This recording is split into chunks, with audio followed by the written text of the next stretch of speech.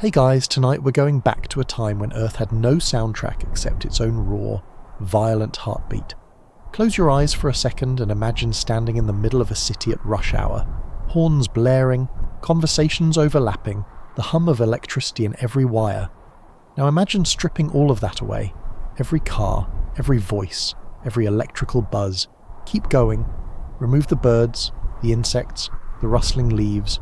Remove the leaves themselves. What you're left with isn't silence, it's something stranger, something we've never actually experienced. It's the sound of a planet before anything lived to hear it. So, before you get comfortable, take a moment to like the video and subscribe, but only if you genuinely enjoy what I do here. And hey, drop a comment telling me where you're listening from and what time it is for you right now. I love seeing how this little community stretches across time zones. Now, dim the lights, maybe turn on a fan for that soft background hum, and let's ease into tonight's journey together. You're floating above Earth 4.5 billion years ago, and the first thing that hits you isn't what you see, it's what you hear. The planet is screaming, literally screaming with the sound of its own formation. Asteroids the size of mountains are slamming into the surface every few hours, and each impact releases more energy than every nuclear weapon humanity has ever built, detonated simultaneously. The sound isn't just loud, it's a physical force that would liquefy your organs if you had organs to liquefy. But you're a ghost here, an observer immune to physics, so you get to experience the full sensory assault. The collisions produce frequencies so low they're less like sounds and more like vibrations in your chest. Imagine standing next to a subwoofer at a concert, but the subwoofer is the size of Texas and it never stops. Between impacts you hear something equally unsettling. The groan of a planetary surface that's mostly molten. Magma oceans covering half the planet create a constant wet sizzling. Picture bacon frying, but the pan is a continent and the bacon is a liquid rock. When these magma seas slosh against the forming crust, they produce deep resonant booms that echo through an atmosphere thick with vaporized rock and metal. There's no day or night yet, not really. The sky glows a perpetual angry red, lit from below by the incandescent surface. Volcanic vents the size of countries release jets of superheated gas that shriek as they pierce the atmosphere. It's the sound of a planet-sized kettle whistling, mixed with the rumble of underground chambers collapsing. You know that sound your old radiator makes when steam builds up? Multiply that by several trillion and add the rage of a world still figuring out how to exist. And here's the weird part. There's a rhythm to it. Not a pleasant rhythm, mind you, but a pattern. Impact, groan, sizzle, boom. Impact, groan, sizzle, boom. Earth is composing its first terrible symphony, a composition that would continue for hundreds of millions of years. The asteroid belt is still finding its equilibrium, so projectiles keep coming. Some are just pebbles that vaporize in the atmosphere with sharp cracks. Others are dwarf planet-sized monsters that restart the whole melting process when they hit. The atmosphere itself is a noise generator. It's thick, thicker than Venus's atmosphere today, and filled with things that definitely shouldn't be there if you value your lungs. Carbon dioxide, water vapor, nitrogen, and a generous helping of vaporized metals create weather patterns that would make Jupiter's Great Red Spot look like a gentle breeze. When these atmospheric rivers collide, they create thunder, but not the thunder you know. This is sustained, grinding thunder that lasts for hours, rolling across a world that has no lakes or forests or anything to absorb the sound. You descend closer to the surface, and the heat is, well, you'd be plasma, but we're pretending you're not. The ground beneath you isn't really ground. It's a thin skin of cooling rock floating on an ocean of magma, and it cracks constantly. Each crack releases a sharp report followed by a wet slurping sound as fresh magma wells up to fill the gap. If you've ever stepped on thin ice and heard its spiderweb beneath your feet, you know the feeling of dread that accompanies that particular crunch. Now imagine the ice is glowing orange and the water below is liquid stone. And amid all this chaos, there's a strange beauty to it. The impacts create harmonics, overlapping frequencies that occasionally align into something almost musical. When a particularly large asteroid hits, the shock wave travels through the molten surface and comes back, creating a standing wave of sound that resonates at a frequency you can almost hum along to.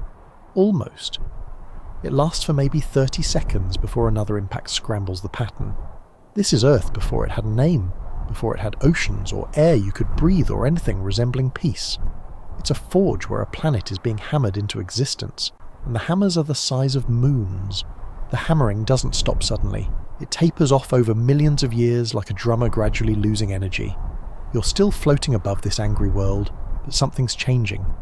The impacts are less frequent now, maybe one every few decades instead of every few hours. The magma oceans are starting to cool at their edges, forming the first permanent crust. And here's where Earth's soundtrack takes its first major turn, from violent percussion to something more subtle, more textured. You hear it starting at the poles first. The planet is finally cool enough, barely, for water vapour to condense.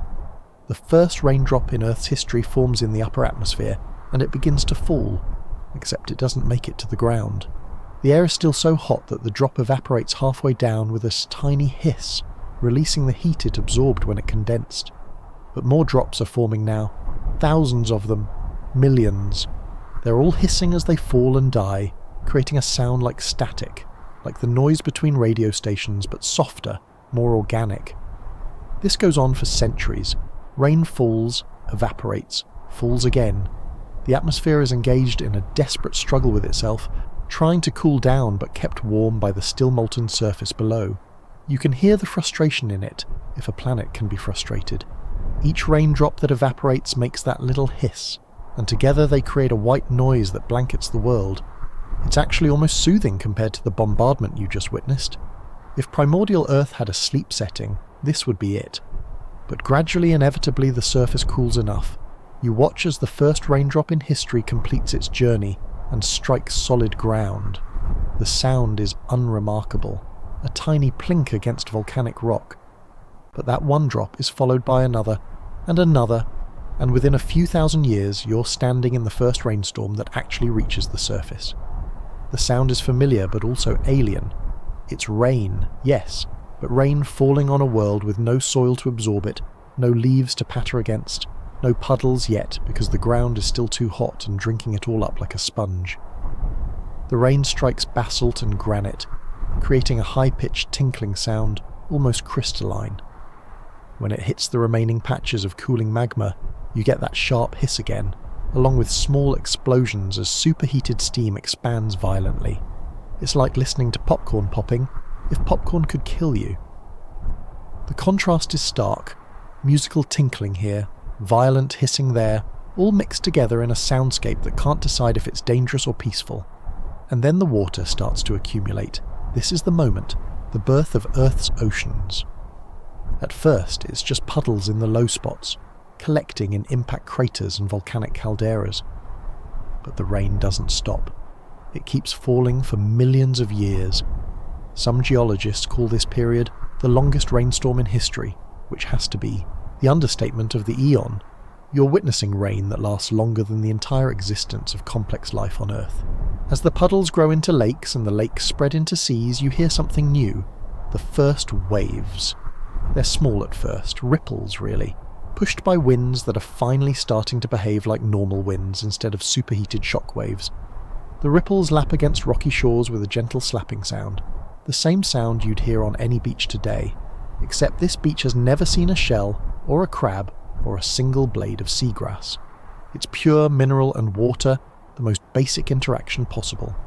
The waves grow larger as the seas deepen, without any continental configuration to speak of yet, just random chunks of crust floating on the mantle. The proto-ocean can build up some impressive swells. You hear them crashing now, a rhythmic booming as water meets rock with genuine force. It's hypnotic. The planet has found its heartbeat, a pulse that will continue for the next 4 billion years. Underwater, there's a whole other acoustic world developing. The ocean floor is still volcanically active, more active than anything we see today. Hydrothermal vents are opening up everywhere, releasing superheated water that roars as it meets the cold ocean. The sound is a deep, resonant whooshing, like air being released from a tire but pitched way down and stretched out. These vents create convection currents that groan as hot water rises and cold water sinks, a slow circulation that will eventually help stabilize the planet's temperature. And here's something weird. The ocean is starting to hum. Not metaphorically, there's an actual low-frequency hum caused by the way seismic waves travel through water. Every underwater earthquake, every volcanic eruption, Every shift in the crust sends vibrations rippling through the sea. These waves bounce off the surface, off the seafloor, off each other, creating interference patterns that produce a constant background tone. It's like the ocean is tuning itself, finding its resonant frequency.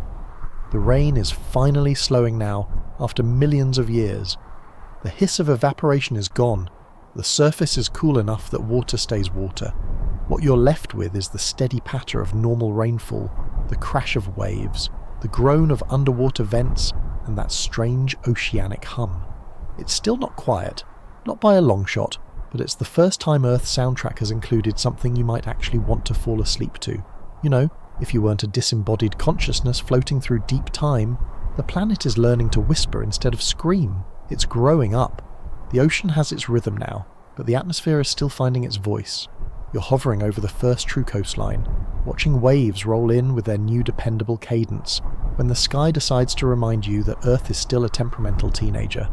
A storm is building on the horizon, and it's nothing like the chaotic atmospheric collisions you heard during the planet's birth. This is organised. This is weather with intent. The first sign is the wind. Real wind, not superheated blasts of vaporised rock. It starts as a whisper across the water's surface, creating tiny ripples that catch the dim red sunlight filtering through the still thick atmosphere. The whisper builds to a murmur, then a moan, and finally a sustained howl as the pressure differential grows. Without any trees or buildings or mountains worth mentioning, the wind has nothing to interrupt it. It just builds and builds, screaming across thousands of miles of open water until it slams into the rocky coast where you're standing. The sound is pure and almost musical, a single sustained note that changes pitch as the wind speed varies. You can hear it whistling through cracks in the basalt, finding every tiny crevice and turning it into a flute. Some cracks produce high, reedy notes.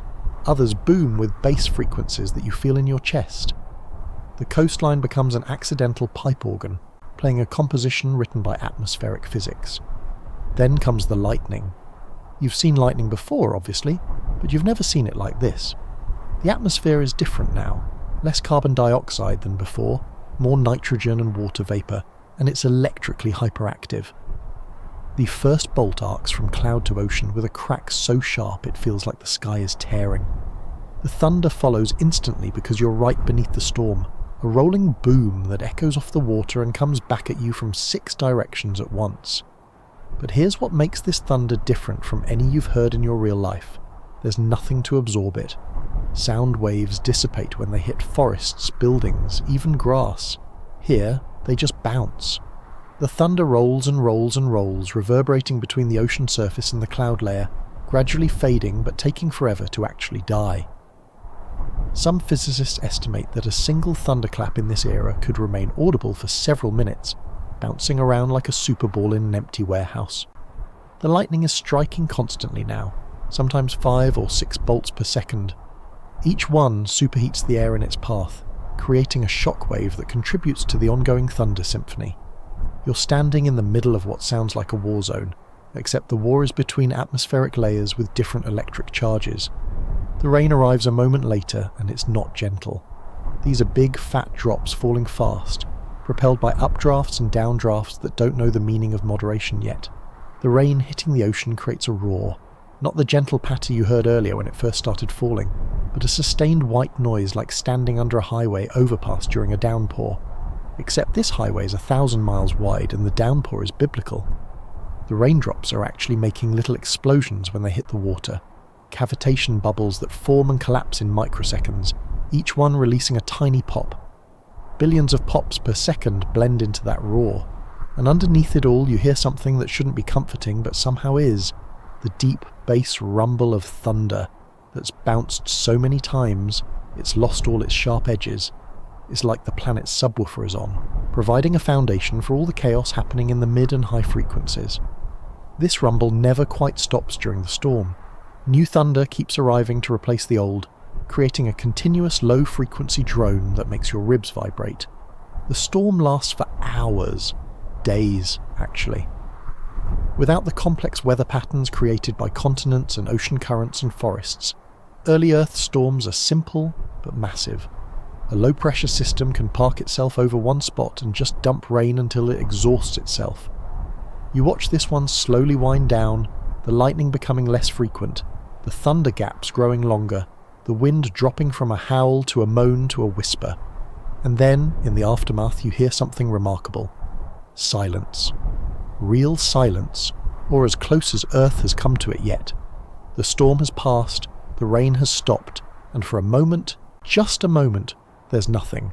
No wind, no waves, no thunder. The ocean is glass smooth in the post-storm calm. Even the underwater vents seem to have paused for breath. It lasts maybe 10 seconds.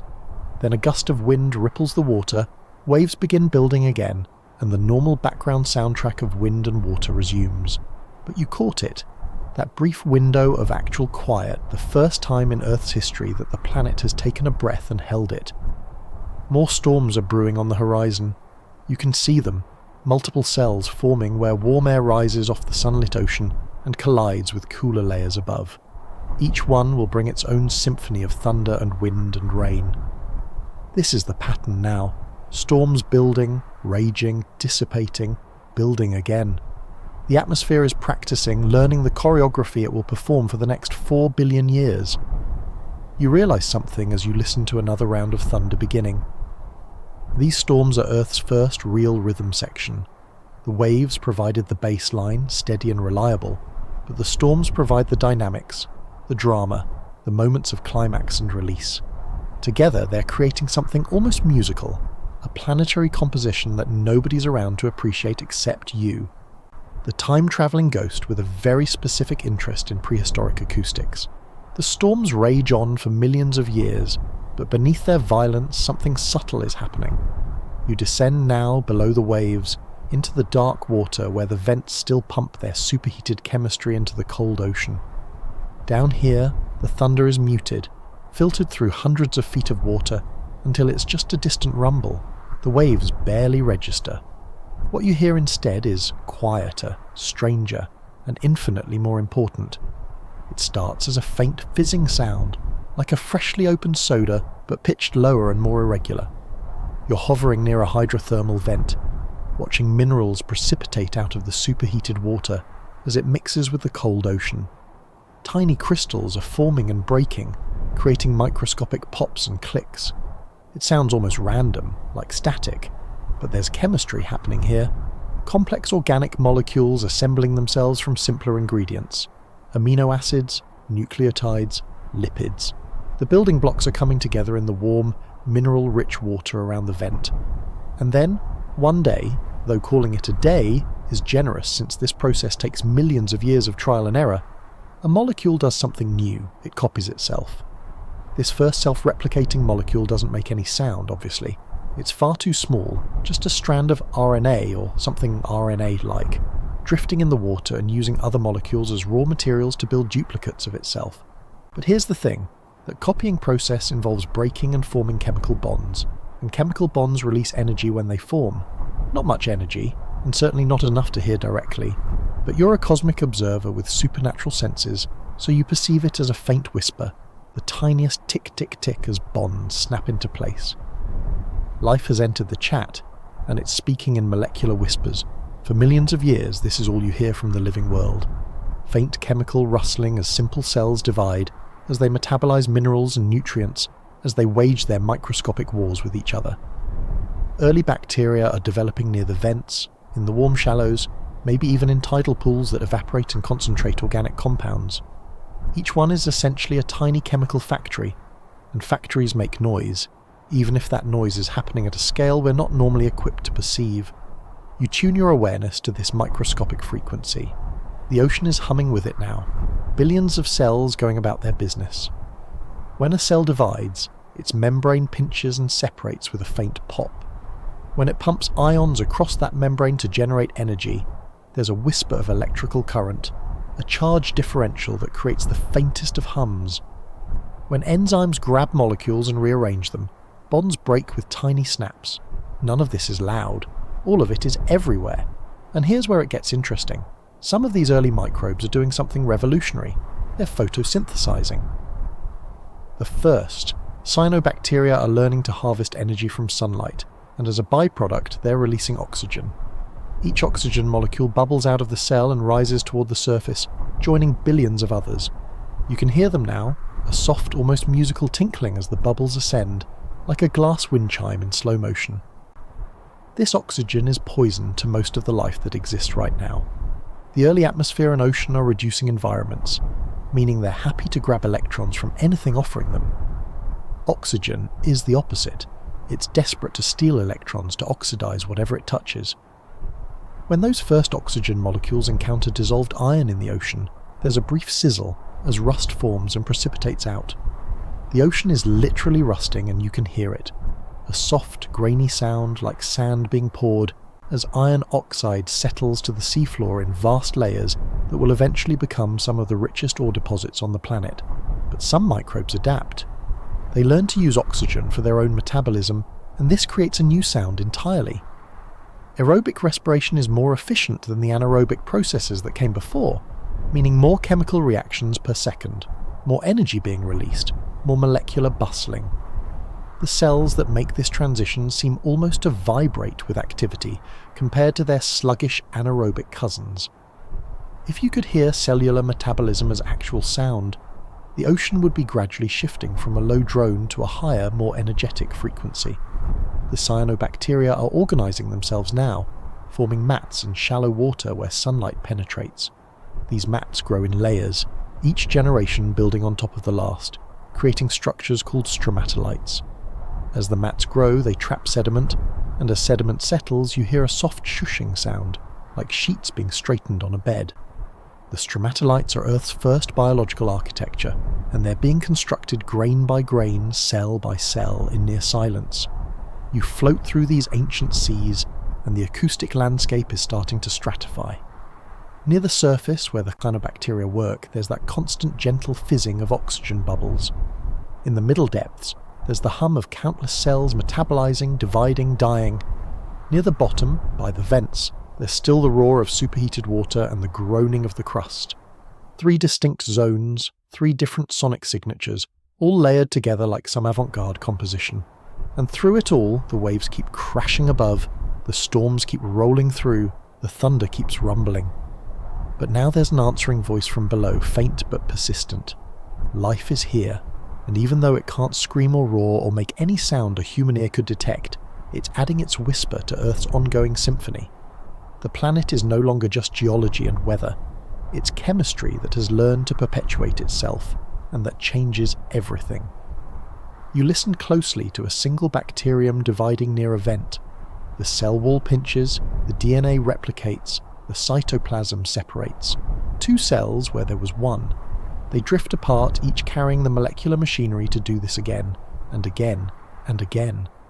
The whisper multiplies, spreads, fills the ocean with its quiet insistence.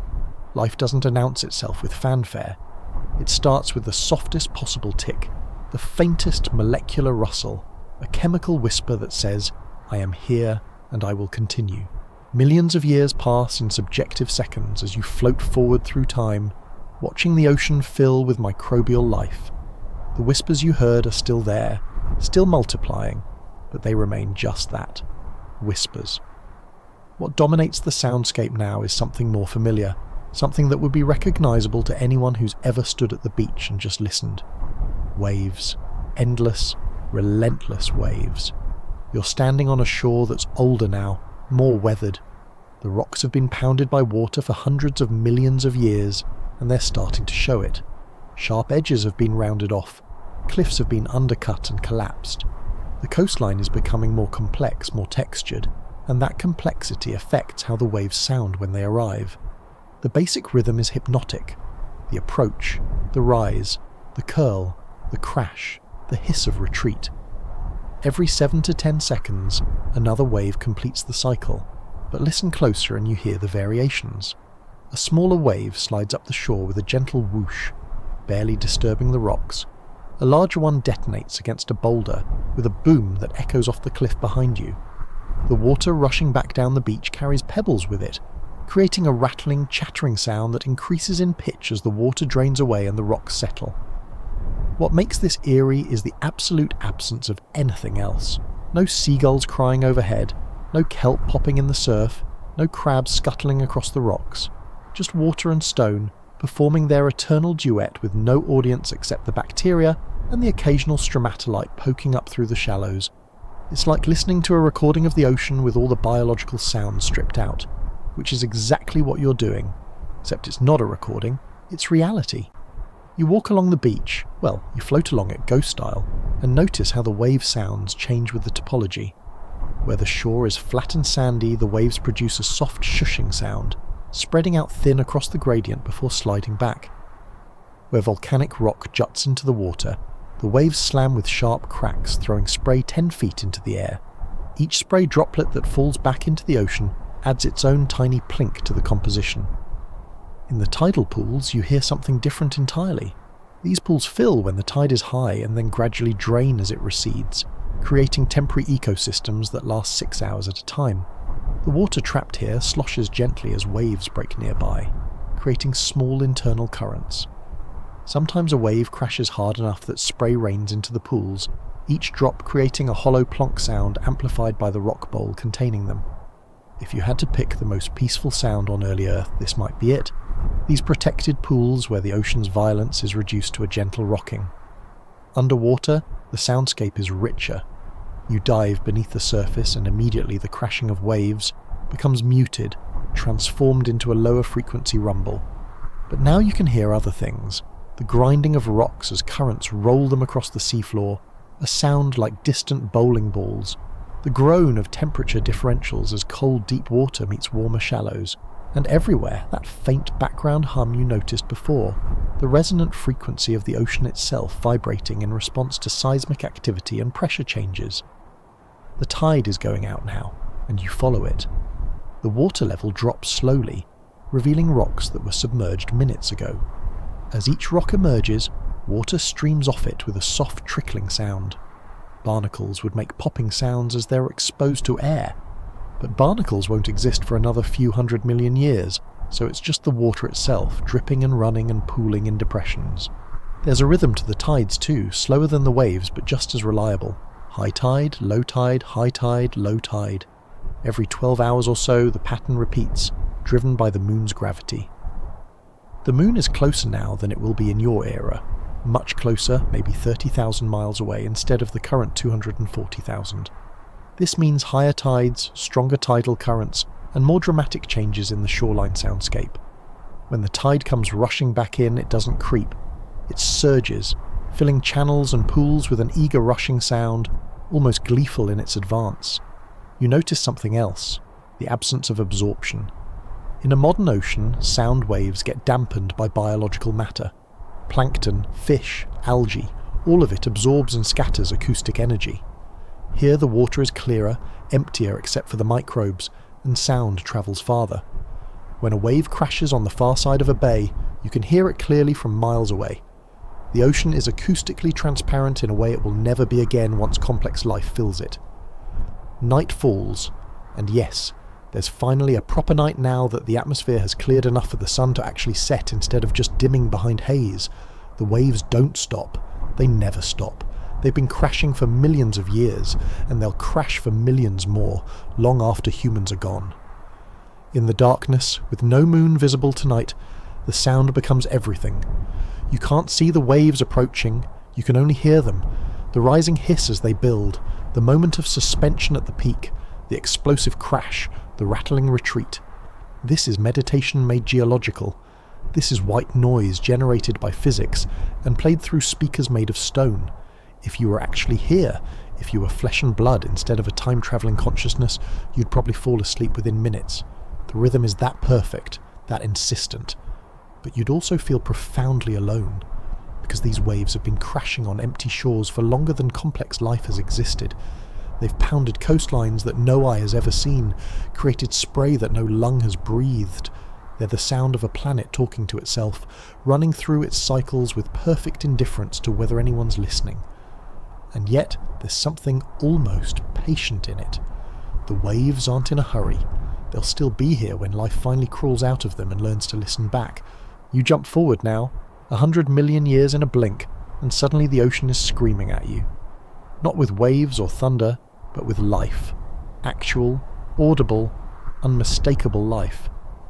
Welcome to the Cambrian explosion, where evolution apparently decided that subtlety was overrated and threw every body plan it could imagine at the wall to see what stuck. The first thing you hear is clicking. Lots of clicking. You dive underwater and it's like swimming through a room full of people snapping their fingers, except the people are trilobites and the fingers are mandibles crushing through the shells of smaller creatures.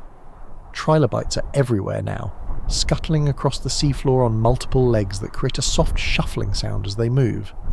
When they encounter food, a bit of detritus, a dead organism, a careless worm, their mouths get to work with a series of rapid clicks and crunches that sound almost mechanical. But the trilobites are just the opening act. You float through a Cambrian reef, and the acoustic diversity is staggering compared to the near silence you heard before. Anomalocaris, a 2-foot-long predator that's basically a nightmare shrimp with compound eyes and grasping appendages, is pursuing something through the water. You can hear the whoosh of its undulating body as it propels itself forward, and when it catches its prey, a smaller arthropod that never saw it coming, there's a violent crunch as its circular mouth lined with plates clamps down and begins grinding. The water itself sounds different now. It's full of stuff. Particles of shell, bits of molted exoskeleton, clouds of larvae and eggs. When you move through it, you hear a very faint graininess, like the difference between swimming in a chlorinated pool and swimming in the ocean. This is biological density made audible. Down on the seafloor, worms are burrowing. These aren't the silent earthworms you know. These are marine worms with bristles and jaws, excavating tunnels in the soft sediment. Each one creates a soft squelching sound as it pushes through the mud, and when they eat, passing sediment through their guts to extract nutrients, there's a faint grinding sound from the sand grains rubbing together inside them. Multiply this by millions, and the seafloor has developed a constant background rustle, like someone crumpling paper very slowly in the next room. The sponges are here too, filtering water through their porous bodies. They're silent individually, but colonies of them create currents as they pump water in and out, and those currents produce a very soft whooshing, almost like breathing. It's subtle enough that you'd never notice it if there was anything louder happening, but in a quiet moment you can hear it. The ocean itself respiring through millions of tiny biological filters. And then there's Wiwaxia, a slug-like creature covered in scales and spines, scraping algae off rocks with its radula, a tongue-like organ covered in tiny teeth. The sound is similar to sandpaper on wood, a rhythmic scratching as it moves across a surface, eating as it goes. Dozens of these creatures are working the rocks around you, creating an ambient scraping chorus that never quite stops. But the real revelation is predation. For most of Earth's history, life was either photosynthesizing or absorbing nutrients from its environment. Now suddenly things are eating each other, and eating makes noise. When a predator closes its jaws on prey, there's a crunch or a snap. When prey tries to escape, there's thrashing. When shells crack under pressure, they don't break quietly. They fracture with sharp pops and crunches. You watch an early fish-like creature called Hyquicthis darting through the water, and for the first time in Earth's history you hear the sound of active swimming. Its tail beats back and forth, creating a subtle oscillating pressure wave. It's not loud. Nothing down here is truly loud by human standards, but it's directional, purposeful, completely different from the passive drifting of earlier life. This creature is going somewhere, and it's making noise about it. The filter feeders are particularly fascinating acoustically. Creatures like Opabinia, with its bizarre elephant trunk-like proboscis, are sweeping through clouds of smaller organisms, and you can hear the water rushing past as they move. When they capture something, the proboscis curls toward the mouth with a soft whoosh. It's almost comical, this ridiculous-looking creature making dignified little whooshing sounds as it feeds. Mollusks are appearing now too, early ancestors of snails and clams. The ones with shells create a tapping sound as they settle on rocks. The ones without shells slide across surfaces with a soft, wet squelching that's somehow both disgusting and mesmerizing. And when they reproduce, releasing clouds of eggs and sperm into the water, there's a very faint fizzing as the chemical signals they use to coordinate spawning diffuse through the water. The complexity is overwhelming. You're hearing overlap, interference, harmony, discord. The ocean has become a jam session where nobody's following the same sheet music, but somehow it all works together. A trilobite clicks past while a worm burrows below, while a sponge filters above, while a predator whooshes through hunting while prey scatters with frantic tail beats. It's chaos, but it's organised chaos, structured by ecological relationships that are still being figured out through trial and error. And the weird thing is, none of these creatures can actually hear most of this. Their sensory organs are rudimentary. Chemoreceptors, basic light sensors, touch-sensitive bristles. They're making all this noise and not even aware of it. The ocean has become an orchestra warming up, and the musicians are deaf. But you can hear it. You're bearing witness to the moment when Earth's soundtrack transitioned from geological and meteorological to biological. The waves are still crashing above, the vents are still groaning below, the thunder still rolls through storms, but now there's a new layer, a living layer, clicking and crunching and whooshing its way through the water. Life has found its voice, and it turns out that voice is mostly interested in eating and not being eaten. The ocean is alive with sound now, but the land remains silent as a tomb. You float up onto a rocky shore, and it's almost jarring after the acoustic richness you just left. The waves still crash, the wind still howls, but that's it. The rocks are bare, the interior is bare. Earth's landmasses are essentially dead zones, sterile expanses of stone and sand that stretch to the horizon without a single blade of grass or buzzing insect to interrupt them. But something's about to change. You're standing at the edge of a tidal pool during the Silurian period, about 430 million years ago, and if you listen very carefully, you can hear the future squelching its way toward you. There, in the damp sand just above the high tide line, something is moving. It's an arthropod, possibly an early millipede or scorpion-like creature, and it's making the first footsteps on dry land in Earth's history. Well, footsteps is generous. It's more like a dragging shuffle, multiple legs working in sequence to pull a body forward that's clearly more comfortable in water. The sound is a soft scritch, scritch, scritch, as legs find purchase on wet sand, combined with a dragging slither as the abdomen follows behind. This pioneer doesn't go far, maybe 6 feet from the water before it turns around and hurries back, probably having realised that air breathing is harder than it looks, but it left marks. Tiny tracks in the sand, and more importantly, it left sound waves. For the first time since Earth formed, something with legs has walked on land and made noise doing it. Over the next few million years, these expeditions become more common. Arthropods are venturing farther from the water, staying longer, adapting, and they're bringing sound with them. The early landwalkers are mostly silent compared to what's coming, but they create a new acoustic texture, the sound of chitin on stone, of many-legged creatures scuttling across bare rock, of exoskeletons scraping against each other when two individuals meet. And then the plants arrive. The first land plants are small, low-growing things, not much more than moss, hugging the ground in damp areas near water. They don't make much sound themselves, plants rarely do, but they change how other sounds behave. When wind blows across bare rock, it's a clean whistle. When wind blows across these early plant colonies, it becomes softer, more textured, as the tiny stems and leaves absorb and scatter the sound waves. It's a subtle shift, but it's there. You fast forward a bit and the plants are getting ambitious. Early vascular plants like Cooksonia are reaching upward now, growing stems that rise several inches above the ground. When wind hits them, they sway, and swaying plants create a soft rustling sound. It's not the rich whisper of a forest yet, more like the sound of very thin paper being gently shaken, but it's recognizable. That's vegetation you're hearing. That's the sound of photosynthesis made audible through motion. The arthropods are getting bigger and bolder, millipede-like creatures as long as your forearm are munching through the early plant life, and you can hear them eating.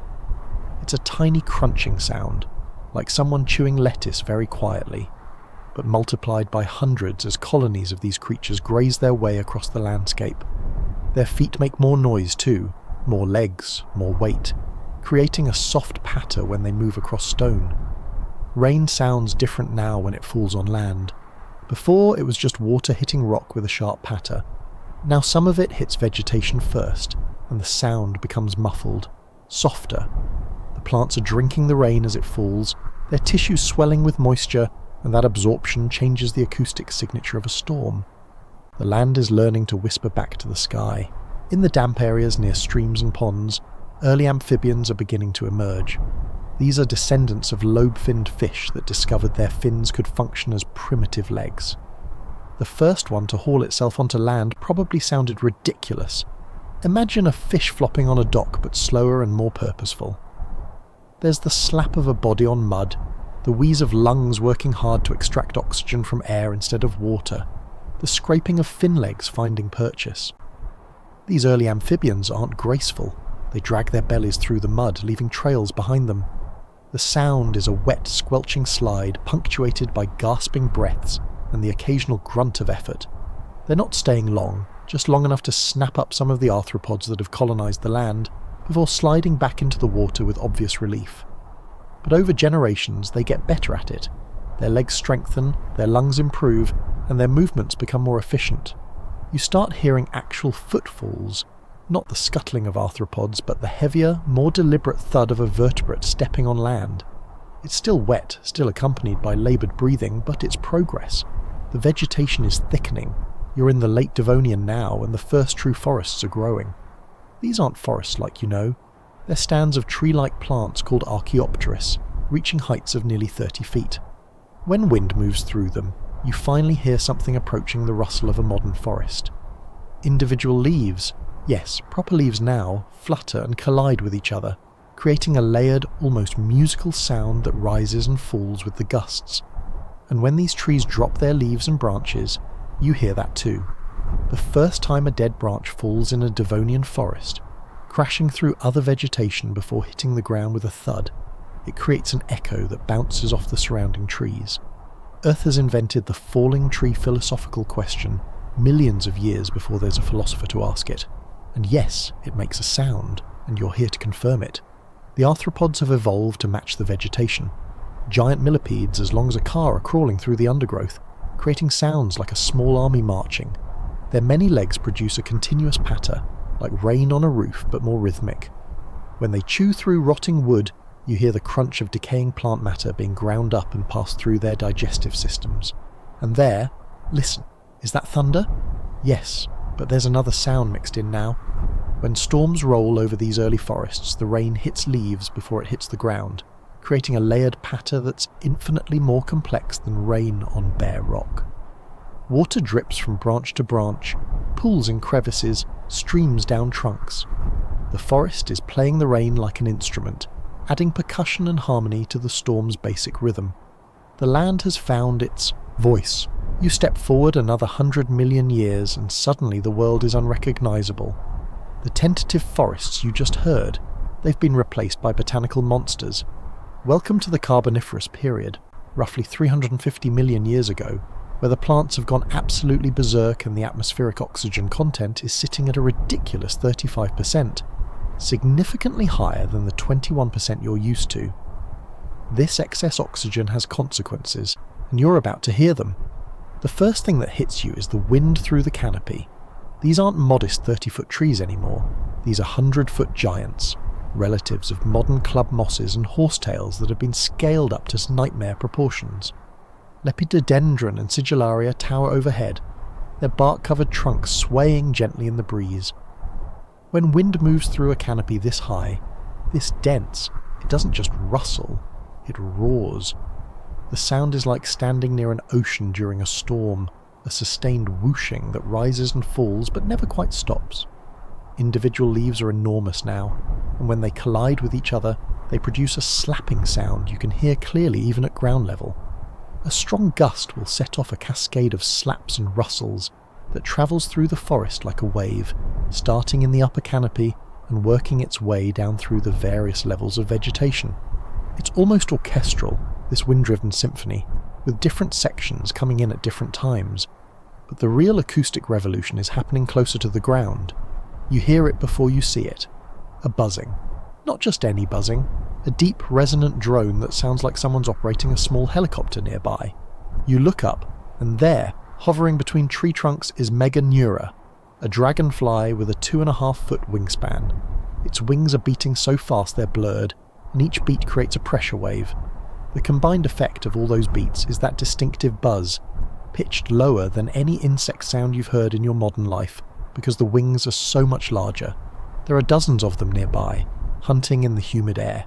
Each one contributes to the sonic landscape, and when they dart after prey, smaller flying insects mostly, The buzz changes pitch as they accelerate.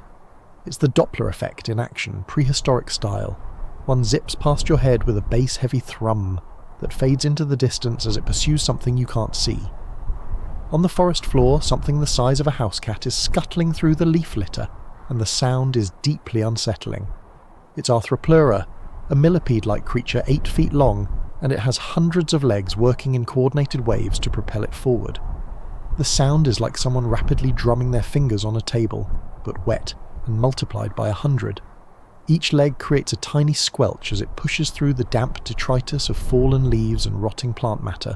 When Arthropleura stops to feed, the sound changes.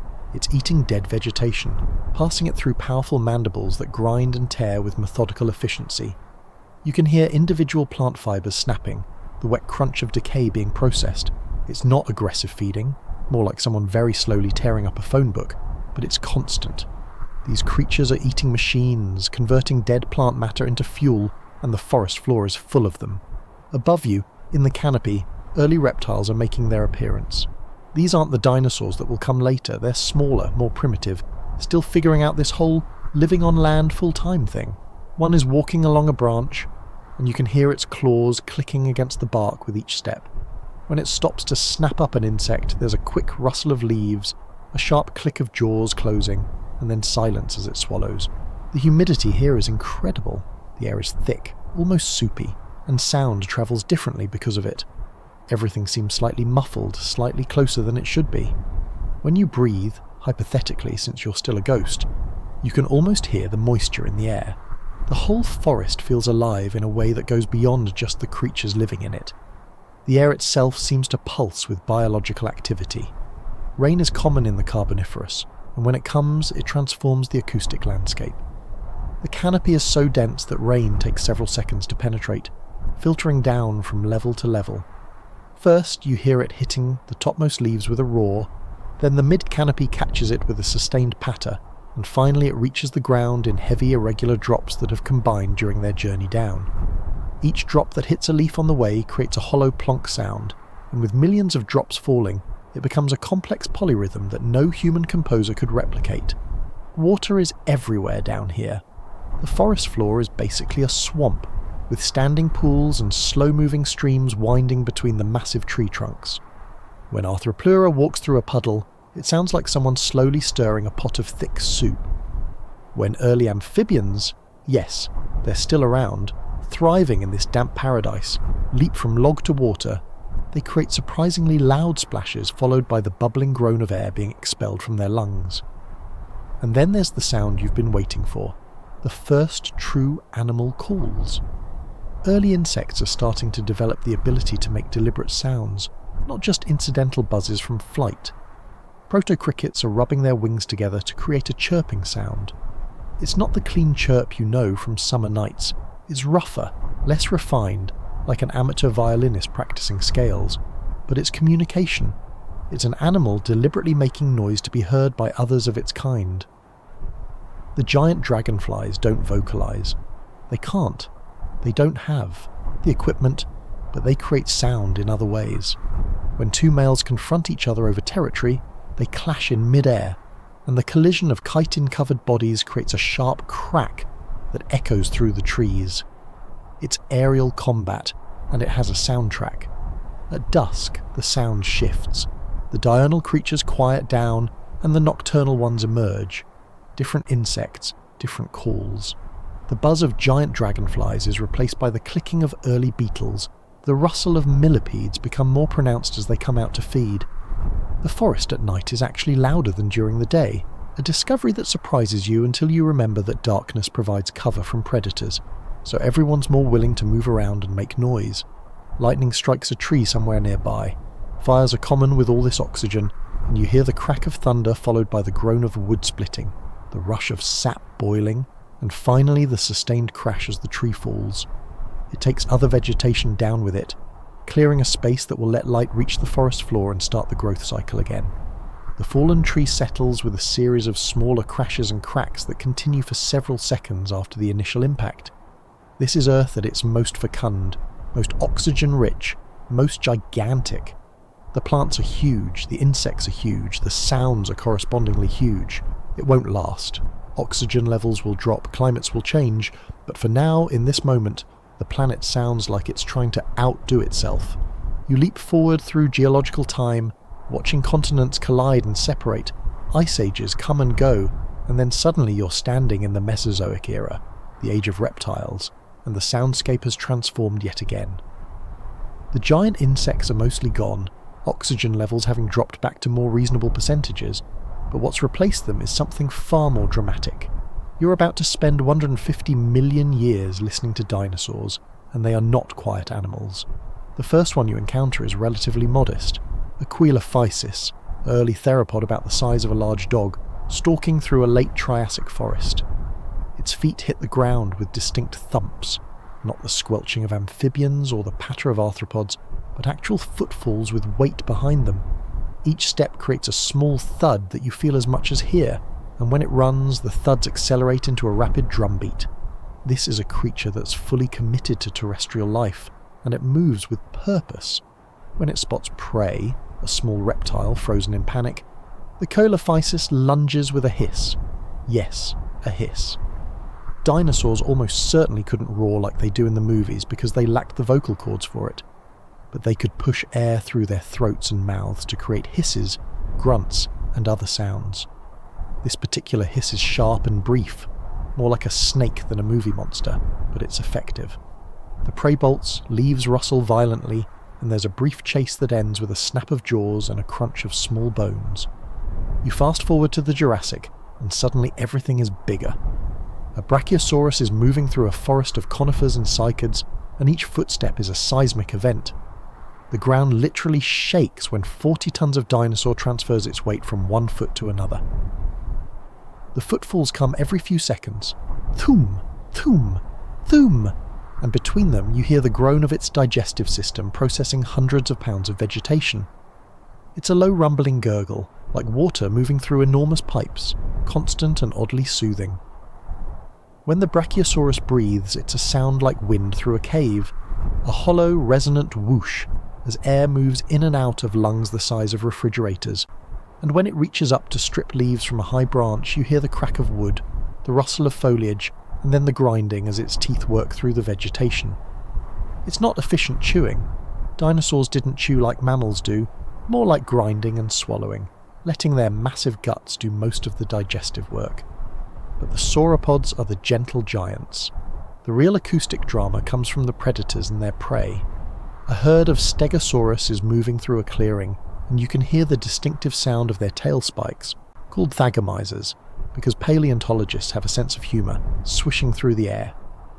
When alarmed, a Stegosaurus will swing its tail defensively, and those spikes create a whistling sound as they cut through the air at high speed. If they connect with anything, there's a sickening thud followed by whatever sound the target makes in response. And they have reason to be alarmed, because you can hear something large moving through the trees. Footsteps, but different from the sauropods. Faster, more purposeful, with a slightly irregular rhythm that suggests a predator stalking. An Allosaurus emerges into the clearing, and the Stegosaurus herd responds with a sound you weren't expecting. A low, resonant bellow. They're communicating, warning each other, trying to intimidate the predator. The sound is produced by pushing air through their throats, and it resonates in their chests, creating something between a cow's moo and a foghorn. The Allosaurus responds with its own vocalization, a hissing roar that's less impressive than Hollywood would have you believe, but still unsettling.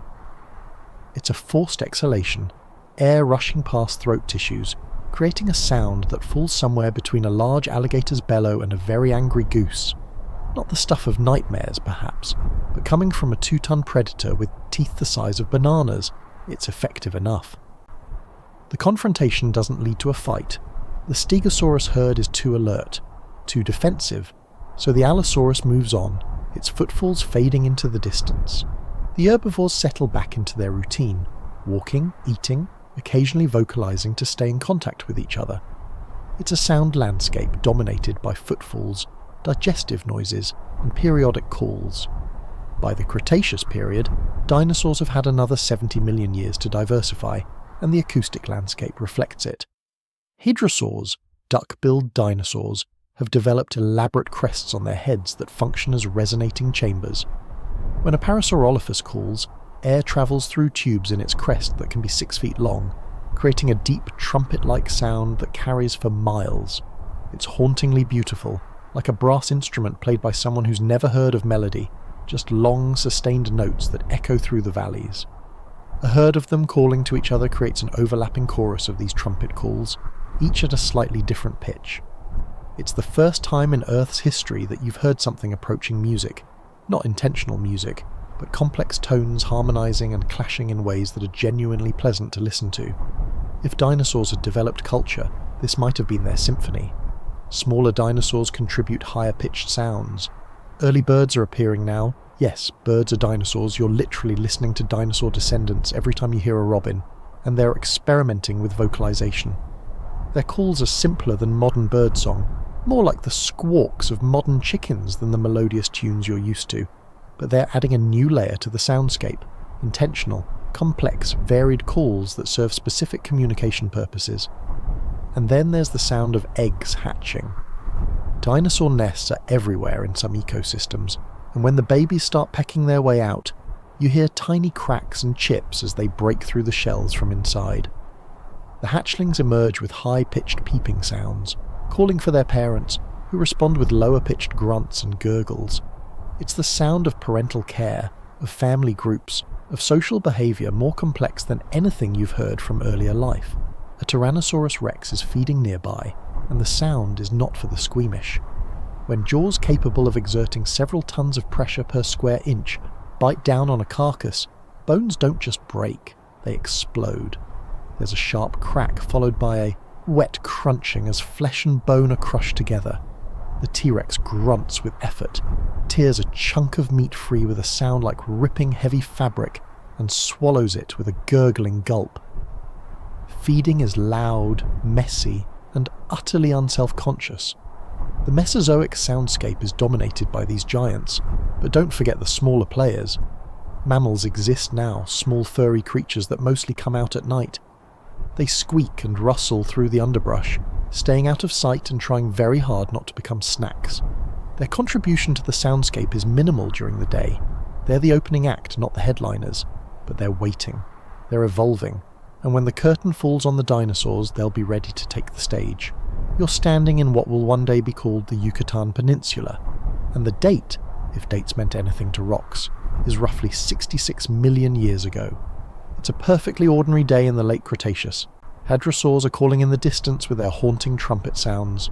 Smaller dinosaurs rustle through ferns, insects buzz. The ocean waves crash against the shore a few miles away. Everything is exactly as it has been for millions of years. And then the sky starts screaming. You look up, and there it is. A rock from space, 6 miles wide, travelling at 45,000 miles per hour, and it's about to have a very bad meeting with Earth's surface. The first sound isn't the impact. It's the asteroid punching through the atmosphere, compressing the air in front of it so violently that it turns into plasma. The sound is like a trillion sheets of metal being torn simultaneously, a screech so high-pitched and so loud that it exists beyond the normal parameters of hearing. If you had eardrums, they would have already ruptured. The asteroid hits the shallow sea with the force of 10 billion Hiroshima bombs detonating at once. For a fraction of a second, there's a sound, but it's not really a sound anymore. It's a pressure wave so intense that the concept of sound becomes meaningless. The water doesn't splash. It vaporizes instantly. Millions of gallons of seawater turn into superheated steam in the first microsecond. The bedrock beneath doesn't crack. It liquefies, behaving like a fluid even though it's stone. The shockwave expands outward at supersonic speed. Trees aren't knocked down, they're obliterated, turned into splinters and then into dust before they have time to fall. Animals don't hear the sound and panic. They simply cease to exist, their bodies torn apart at the molecular level by the pressure wave. You're watching the Gulf of Mexico temporarily cease being a body of water and become a crater 20 miles deep. The sound, and calling it a sound feels inadequate, but we don't have a better word, radiates outward at the speed of sound, which means it's actually moving slower than the physical destruction. The hadrosaurs you heard calling moments ago, they're dead before the sound reaches them, killed by the heat pulse or the impact ejector or the shockwave itself, but the sound keeps travelling, a wall of noise that circles the planet multiple times, bouncing off the atmosphere, reflecting off the ocean surface, creating interference patterns that produce standing waves of pure acoustic energy. If you could measure it, and you can because you're an omniscient time ghost with supernatural abilities, the impact produces sound in the range of 280 to 300 decibels at close range.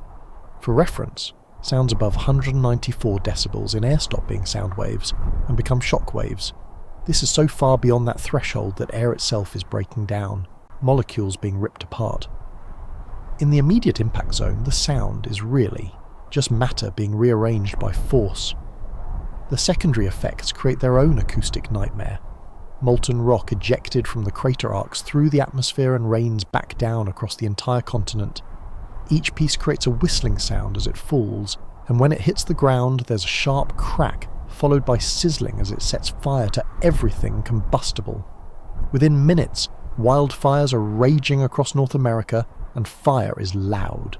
The roar of flames consuming forests that have stood for millions of years creates a sustained rumbling that competes with the ongoing echoes of the impact itself. Tsunamis generated by the impact are racing outward in all directions. These aren't normal waves, they're walls of water hundreds of feet tall travelling at the speed of a jet aircraft. When they hit coastlines, the sound is apocalyptic. The deep boom of billions of tons of water slamming into land, the crack of bedrock fracturing under the pressure, the sustained roar as the water rushes inland carrying everything with it. Islands are erased, coastal plains are scoured clean, and it's all happening to the soundtrack of the loudest thing Earth has ever experienced. The impact has punched through the crust and into the mantle, and now the planet's internal plumbing is exposed. Magma wells up into the crater, hissing and boiling as it meets water, creating explosions of steam that add their own thunderous contribution to the chaos. Earthquakes radiate outward from the impact site, not normal earthquakes, but magnitude, 10+ events that cause the entire planet to ring like a bell. You can hear it, a deep resonant tone at a frequency far below human hearing, but you perceive it as a pressure in your chest, a vibration in your bones. The dust and debris thrown into the atmosphere begin to circle the planet, and as they move, they create a sound like the world's largest sandstorm. Particles of vaporized rock, still superheated, are moving at hypersonic speeds, and their passage through the air creates a continuous shrieking.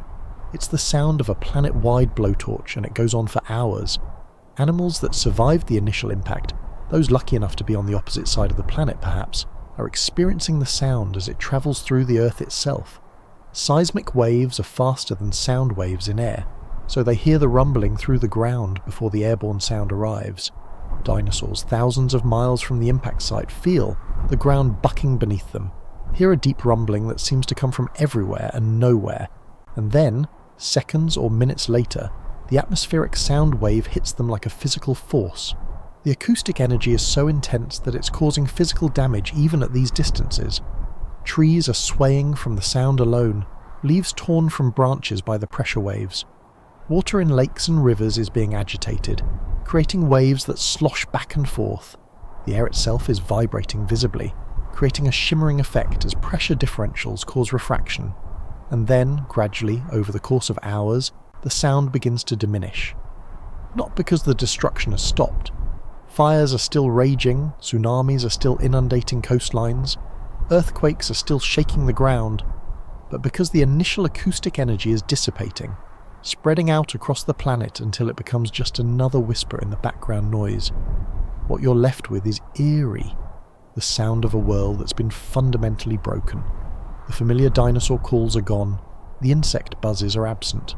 What remains is wind howling through destroyed forests, fires crackling, water dripping and flowing through new channels carved by the tsunamis, and the occasional rumble of aftershocks.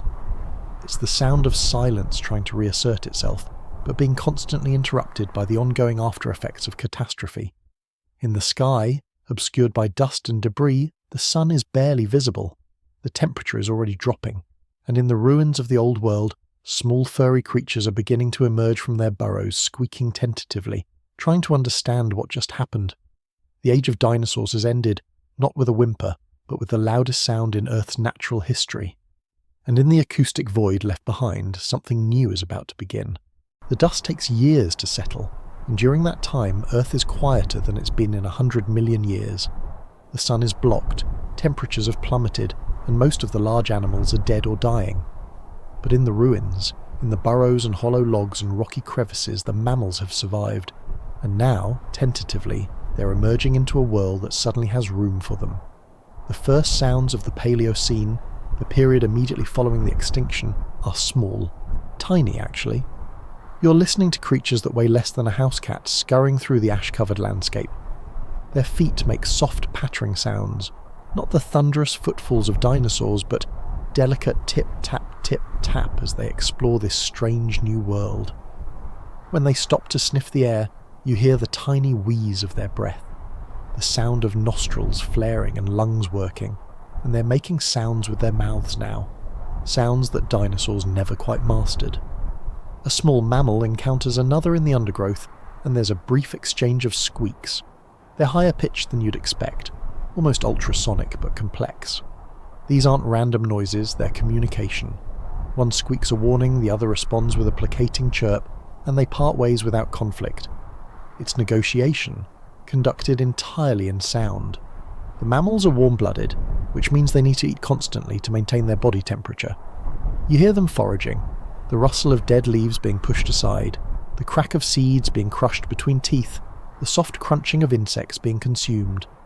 When they find something particularly delicious, maybe a cache of nuts that survived the fires, there's a contented chittering, a sound of satisfaction that's almost joyful. Birds survive too, remember? The small, adaptable ones that could eat seeds and insects and whatever else they could find. Their calls are still relatively simple, but they're becoming more varied. An early ancestor of modern songbirds is perched on a dead branch, and it's experimenting with vocalization. A chirp, a whistle, a trill. It's not beautiful yet. Not like the dawn chorus you'll eventually hear, but it's trying. Evolution is workshopping the concept of birdsong, and you're hearing the rough draft. As the climate stabilizes and vegetation returns, the mammals begin to diversify with astonishing speed. Without large predators to worry about, they're growing bigger, bolder, louder. By the Eocene, just 10 million years after the impact, there are mammals the size of wolves prowling the forests. Their footfalls are heavier now, approaching the weight of those early dinosaurs you heard in the Triassic. When they run, you hear a rhythmic thumping, and when they pant after exertion, it's a rasping sound that echoes through the trees, and they're developing new ways to make sound. Early ungulates, ancestors of horses and deer, are learning to vocalize in ways that dinosaurs never could, thanks to their more flexible throats and specialized vocal cords. An early horse-like creature called Hyracotherium, about the size of a dog, is calling to its herd with a sound that's part whinny, part bleat. It's not quite a horse's neigh yet, but you can hear the evolutionary trajectory. The sound carries well through the forest, and other herd members respond with their own calls, maintaining contact even when they can't see each other. Predatory mammals are getting vocal too. A mesonyx, a wolf-like predator with hooves instead of claws, evolution was still experimenting, is stalking through the underbrush. When it spots prey, it doesn't just attack silently, it growls, a low rumbling sound designed to intimidate. The growl comes from deep in the chest, resonating through the ribcage, and it's remarkably effective. The prey freezes, trying to decide whether to run or hide, and in that moment of hesitation, the predator strikes. But the most interesting acoustic development is happening in the trees. Primates are appearing now, small lemur-like creatures that are learning to navigate the canopy. They're chattering to each other constantly, short, sharp vocalizations that help them coordinate movement through the branches. When one spots a predator below, it makes a specific alarm call, a high-pitched shriek that sends the whole troop scattering. This is sophisticated communication, different calls for different threats, and it's only going to get more complex. These early primates are also experimenting with something new, social grooming. You can hear it happening in a troop resting in the midday heat. One picks through another's fur, removing parasites and debris, and both are making soft cooing sounds. It's not just hygiene, it's bonding, social cohesion, maintained through gentle touch and quiet vocalizations. This habit of combining touch with sound will eventually lead to some of the most complex social behaviors on Earth. The forest itself sounds different now than it did in the dinosaur era. Flowering plants have taken over and they're changing everything. The wind through deciduous leaves creates a softer, more varied rustle than the conifers that dominated the Mesozoic. When rain falls on these broad leaves, each drop creates a distinct plonk sound before sliding off and falling to the next leaf below. It's a cascading percussion that dinosaurs never heard, and insects are thriving again, their populations recovering from the extinction event. Bees are buzzing from flower to flower, their wing beats creating that familiar droning hum. Cicadas are learning to sing, males producing loud rhythmic buzzing to attract mates. On a hot summer day, the sound can become almost overwhelming. Thousands of males all calling at once, creating a wall of insect noise that drowns out almost everything else. By the Oligocene, 30 million years after the extinction, mammals have conquered virtually every ecological niche the dinosaurs left behind. There are mammals in the oceans, early whales that still have vestigial legs and haven't quite committed to aquatic life. When they surface to breathe, you hear an explosive whoosh as they exhale through, blowholes that are still located near the front of their snouts. Their calls to each other are experimental, low moans and clicks that travel through the water, a primitive version of the complex whale songs that will develop later. On land, the megafauna are returning. Early elephants called gomphotheres are trumpeting to each other, a sound that carries for miles and serves as both communication and intimidation. Rhinoceros-like creatures are snorting and grunting as they wallow in mud. Giant ground sloths are groaning with the effort of reaching high branches. The world is loud again, but it's a different kind of loud than the dinosaur era. Less dominated by a few enormous species, more a democratic chorus where many different voices contribute. And through it all, the small mammals that survived the extinction are still there, still squeaking and chittering in the underbrush. They're less dominant now, pushed to the margins by their larger descendants, but they're adaptable, they're survivors, and some of them, particularly those chattering primates in the trees, are going to change everything. You skip forward through the Miocene and into the Pliocene and the temperature is dropping. The planet is entering a cooling phase that will eventually lead to the Pleistocene ice ages, and you can hear the change beginning.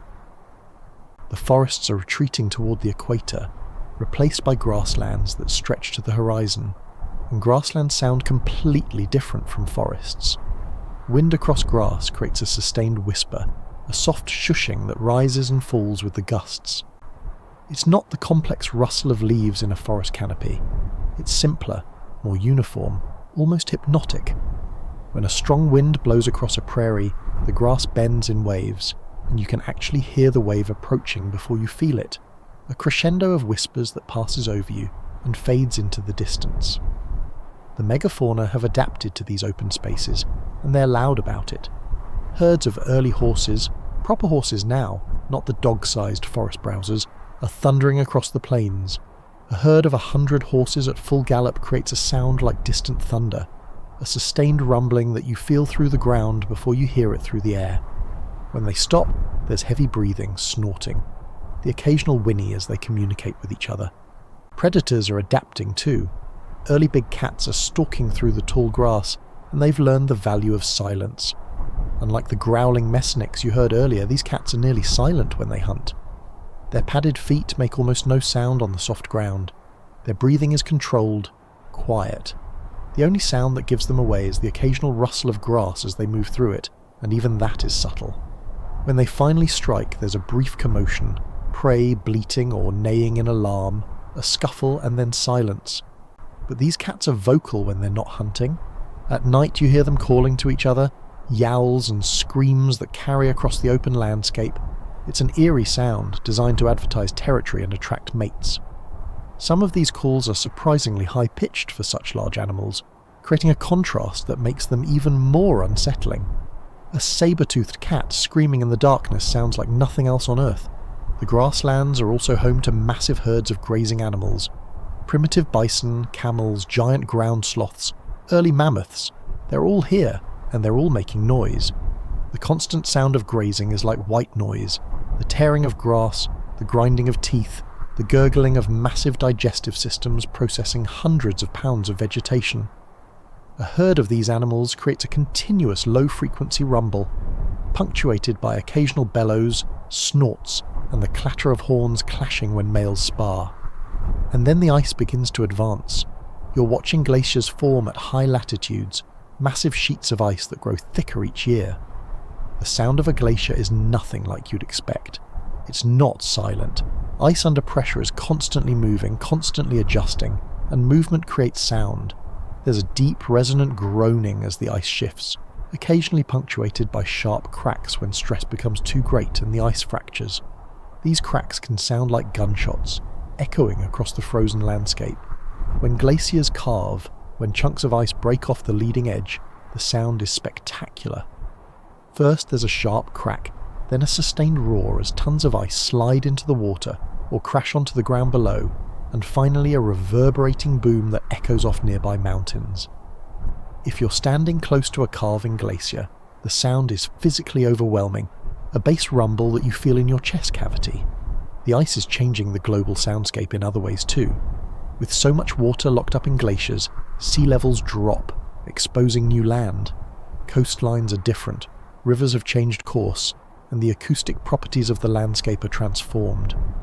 Wind howling across ice fields creates a sustained, high-pitched whistle, almost like the planet itself is keening. It's a lonely sound, stark and beautiful and deeply unsettling. Animals adapted to the cold are thriving now. Woolly mammoths are trudging through the snow, and their footfalls create a crunching sound as ice crystals break beneath their weight. When they trumpet, the sound is similar to modern elephants, but deeper, more resonant, designed to carry across vast frozen expanses. On a still, cold day, a mammoth's call can be heard from 10 miles away, bouncing off ice cliffs and echoing through valleys. Cave bears are hibernating in rocky caverns, and if you venture into one during winter, you can hear their slow, deep breathing. Maybe 3 or 4 breaths per minute as their metabolism slows to conserve energy. It's a sound of profound stillness, of life reduced to its absolute minimum.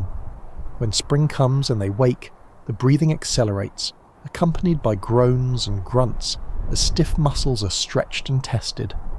Wolves have become the dominant predators in many Ice Age ecosystems, and they've developed something remarkable: howling. A wolf howl is one of the most acoustically efficient sounds in nature, designed to carry maximum distance with minimum energy expenditure. When a pack howls together, each wolf chooses a slightly different pitch, creating an eerie harmony that makes the pack sound larger than it actually is. The sound carries for miles across the tundra, a declaration of territory and a coordination signal all at once. The wind is perhaps the most constant sound during the Ice Ages. With less vegetation to slow it down, wind races across the landscape unimpeded, creating sounds that range from soft sighs to shrieking gales. During blizzards, the wind can reach speeds that create a sound like a jet engine, a sustained roar that makes communication impossible and drives animals to seek shelter. Birds are adapting to these harsh conditions too. Ptarmigans have developed calls that sound almost mechanical, sharp clicks and chirps that cut through wind noise. Snowy owls are hunting in near silence, their specially adapted wing feathers allowing them to fly without the usual whoosh of air displacement. When they strike prey beneath the snow, there's a muffled thump, and then nothing. They're eating their meals in silence, conserving heat. The ice advances and retreats in cycles, each advance pushing life toward the equator, each retreat allowing it to expand poleward again. During the warmer interglacial periods, forests creep back northward, and you hear the sounds of woodland animals returning, the rustle of leaves, the chirping of forest birds, the chatter of squirrels. But always in the background there's the knowledge that the ice will return. And through all of this, through the advancing ice, the howling winds, the trumpeting mammoths, the howling wolves, small groups of primates are spreading across Africa and beyond. They're walking upright now, using tools, and they're developing something unprecedented: complex, flexible vocal communication. They're not the loudest animals, they're not the most numerous, but they're learning to make sounds that carry meaning, sounds that can represent things that aren't present, sounds that can convey not just emotion but information. They're experimenting with something that will change everything.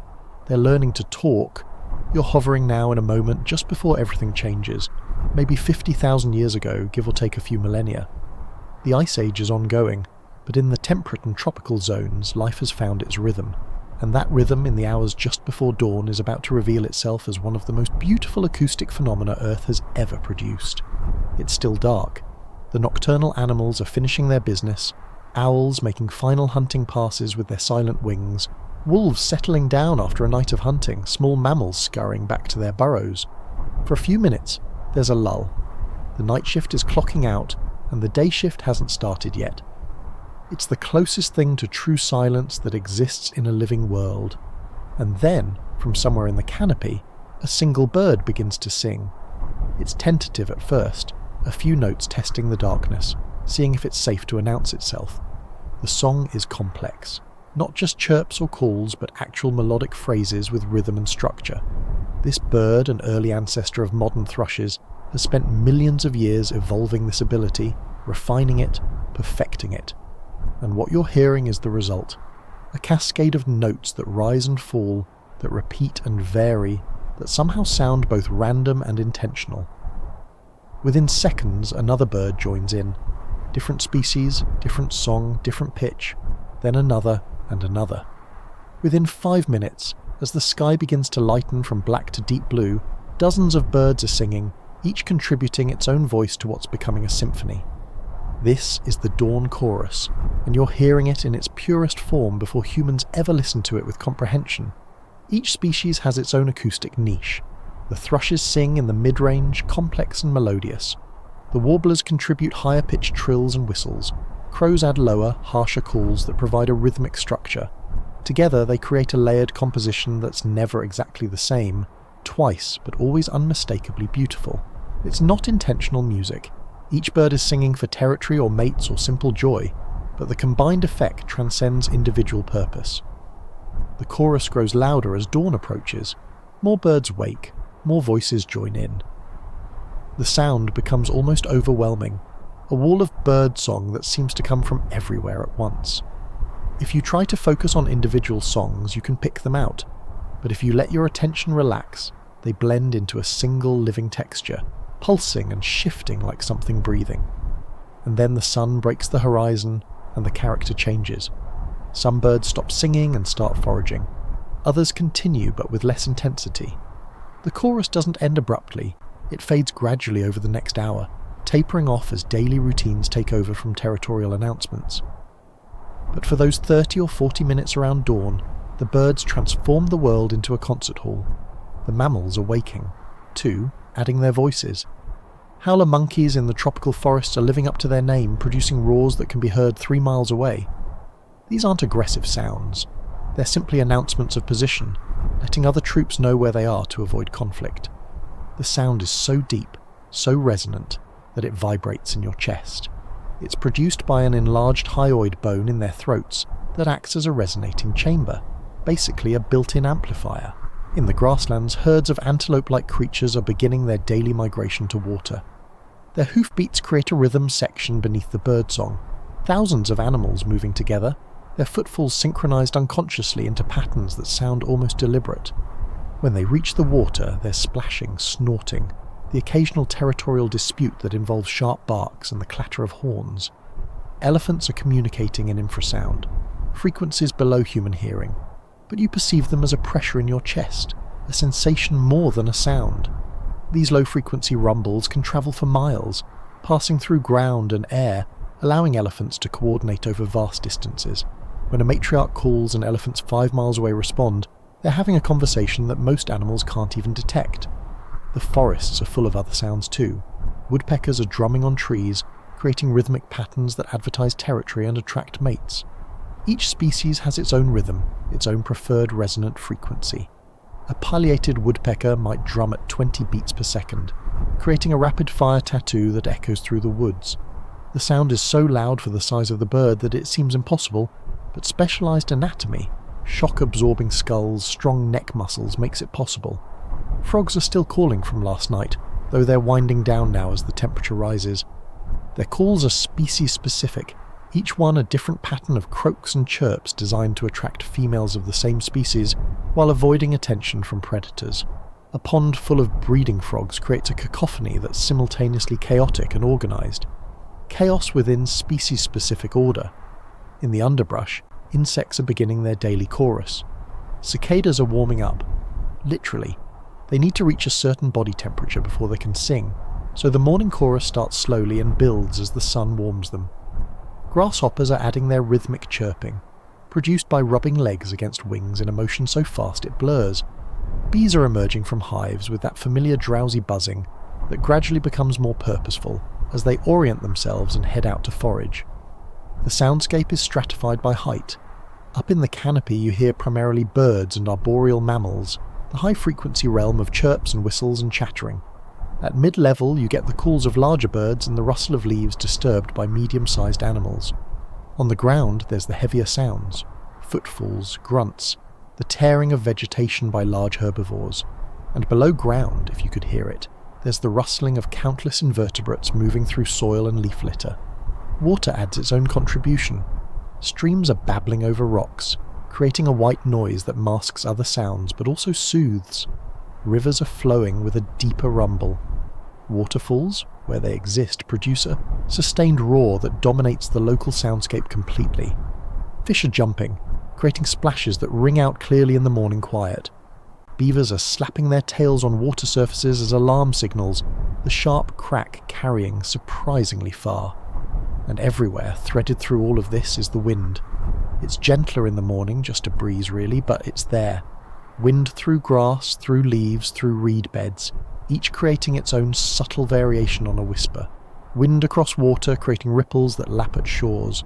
Wind across stone, finding cracks and hollows and turning them into instruments. This is Earth's symphony at its peak, before one species learned to dominate all the others. Every ecological niche has its sound, every animal its voice, every landscape its acoustic signature. It's not peaceful exactly. There's too much competition, too much predation, too much struggle for survival, but it's complete. It's a soundscape that evolved over hundreds of millions of years, each species finding its frequency, its rhythm, its moment to be heard.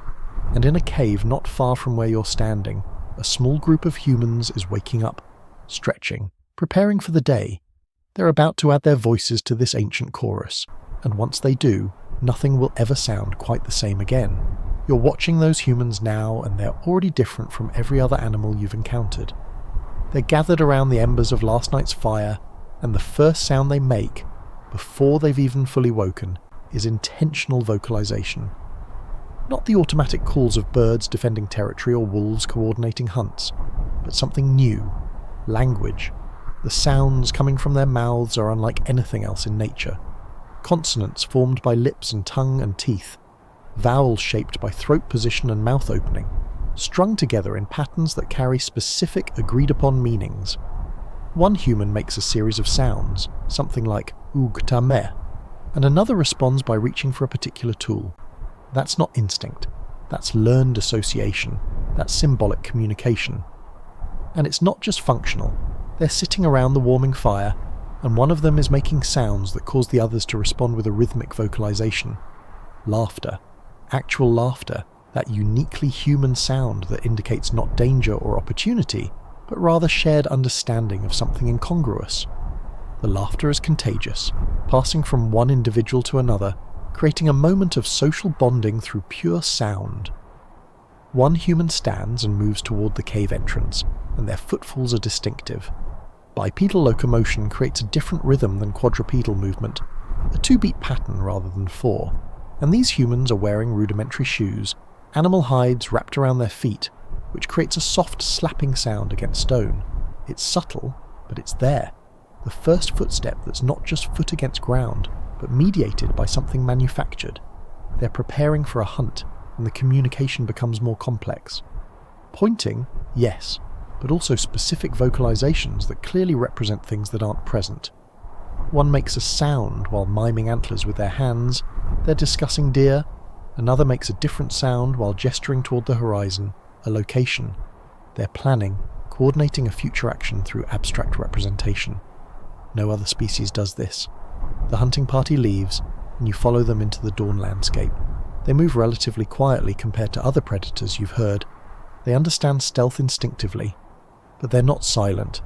There's the rustle of their hide clothing, the soft thud of their footfalls, the occasional snap of a twig, and periodically, very quietly, they vocalize to each other, short sounds barely above a whisper coordinating movement. When they spot their prey, a small herd of deer grazing near a stream, they don't immediately vocalize. But one human makes a specific hand gesture, and the others respond by spreading out in silence. They've developed a multimodal communication system, using gesture when sound would be disadvantageous. This is sophisticated cognition, using the right tool for the right situation. The hunt happens quickly. A deer falls to a thrown spear. The spear's flight creates a whistling sound, and the impact is a sickening thud. The deer bleats in pain and alarm, and the herd scatters with a thunder of hooves. But the humans have succeeded, and now they make sounds of triumph, calls and whoops that aren't language exactly, more pure emotion, but still distinctly human in their quality. They're dragging the carcass back to the cave when one of them makes a sound you haven't heard before.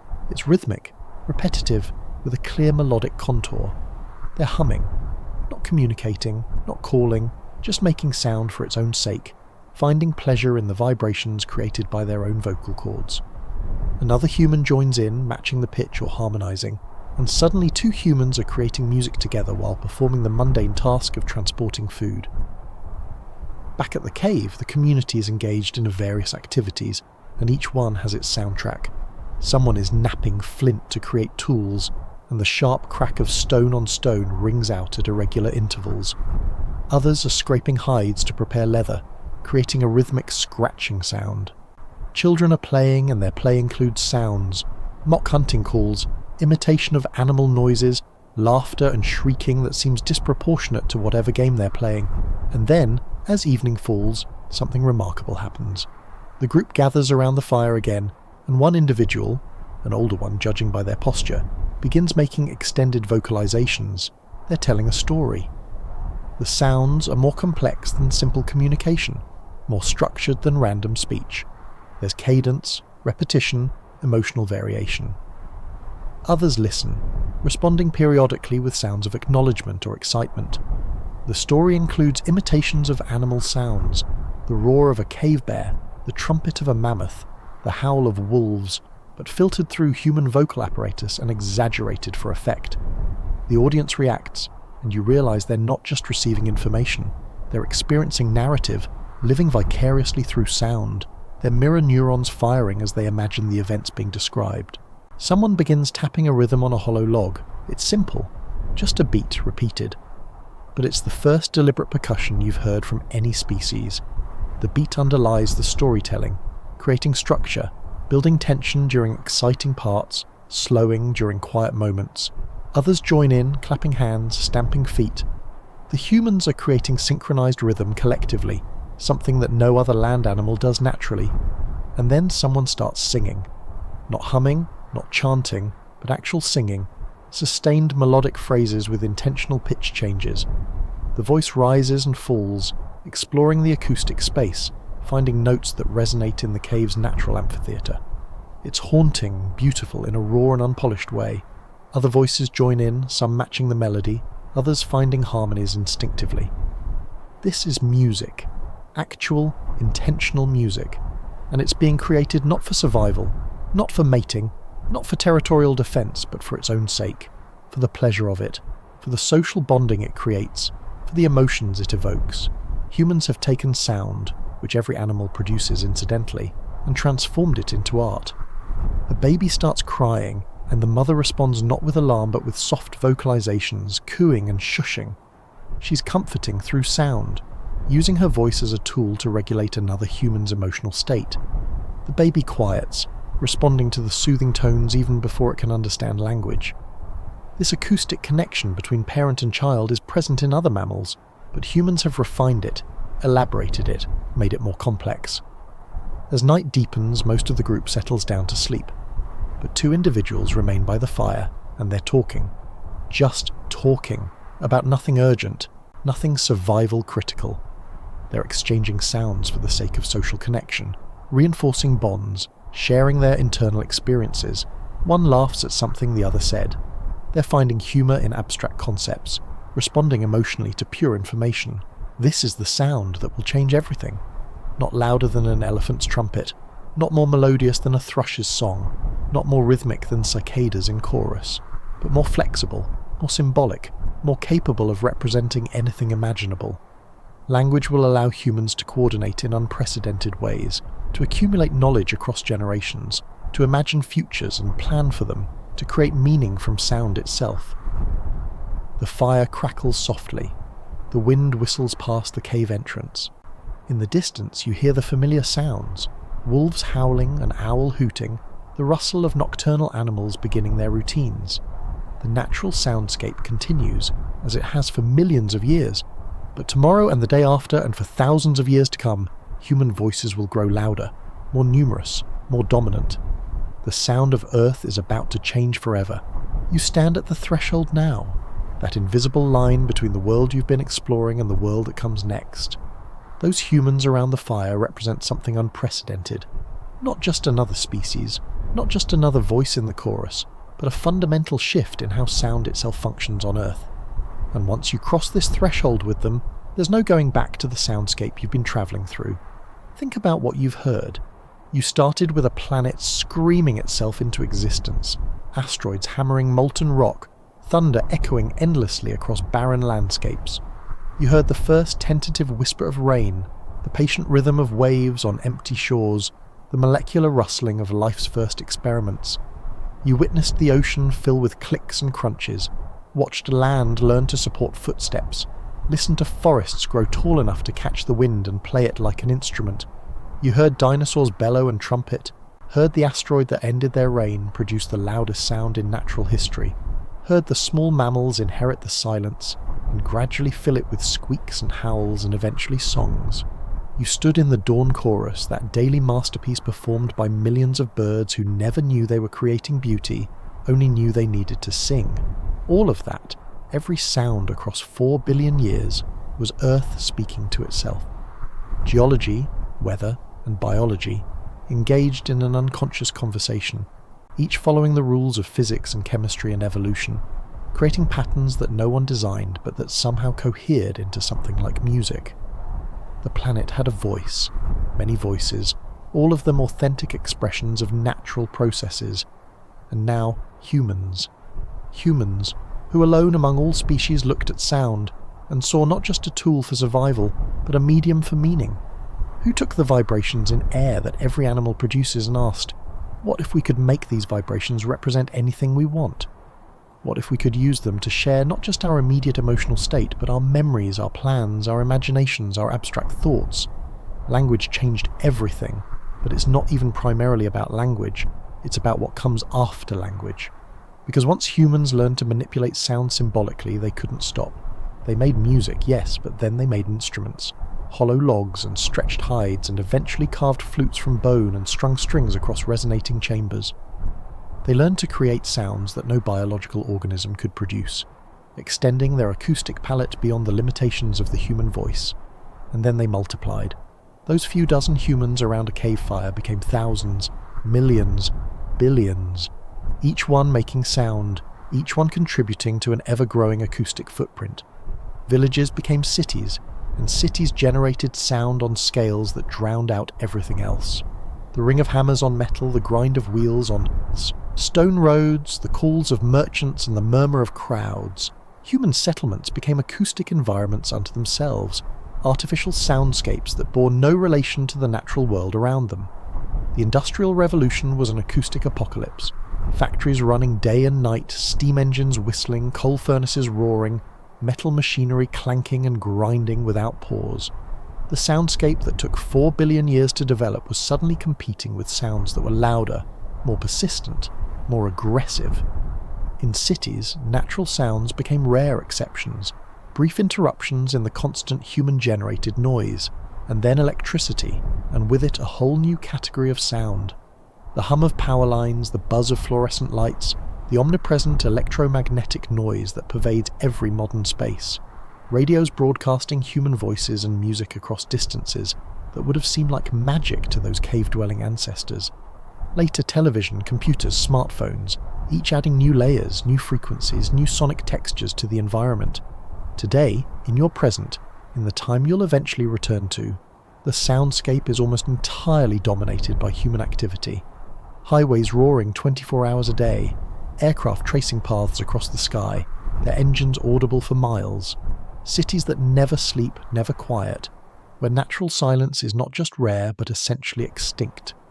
Even in remote areas, you can hear the distant hum of civilization, sound waves travelling farther than they ever did before, because there's less biological matter to absorb them.